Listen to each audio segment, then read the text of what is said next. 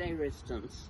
It's Councillor Lori Coogan here from Ward 109. I'm at 20 Freezia Street, directly under an acacia tree that is actually infringing on the right of vehicles to travel on this road. It's number 20 Freezia, and quite a number of the residents have been complaining about this tree and asking that a solution is found.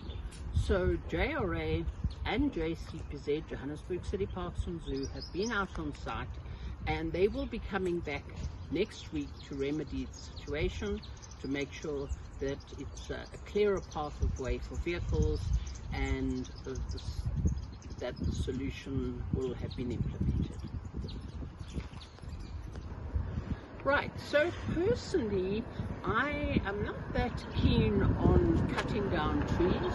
I have a philosophy that we should be planting the right species of trees on the pavement in the first place.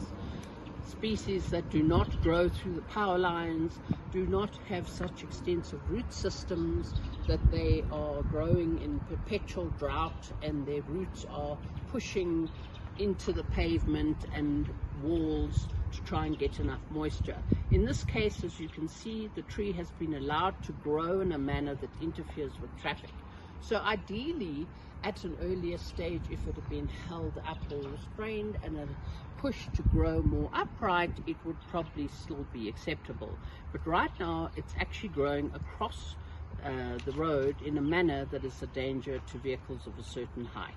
And we really would rather make sure that the roads are as safe as possible. So going forward with trees, any trees that we need to replant, we need to also then look at the form, how big they're going to get, is it suiting where they're planted, and will they get enough moisture, is there some permeable paving, is there runoff, so that the whole matter becomes a lot more sustainable and one's not sitting having to chop and trim and constantly prune unsuitable trees for a space on the pavement where they have actually been growing. But if trees are not growing upright and they're growing at an angle, we do sometimes have quite severe storms in this area with very high winds, and it means that it does pose a real danger to the infrastructure, to vehicles, to people, if we've got a tree that's already leaning heavily into the road, because should there be a major storm, it's more likely that there's the possibility that it could actually fall down into the road, obstructing traffic and possibly damaging vehicles and harming people.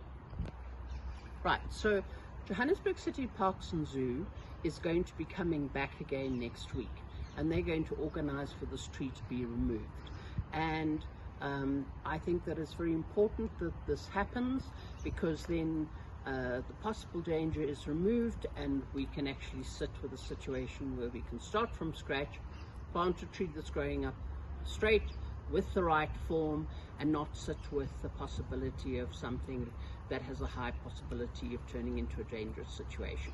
So we look forward to Johannesburg City Parks and Zoo being here next week, and we will keep you updated.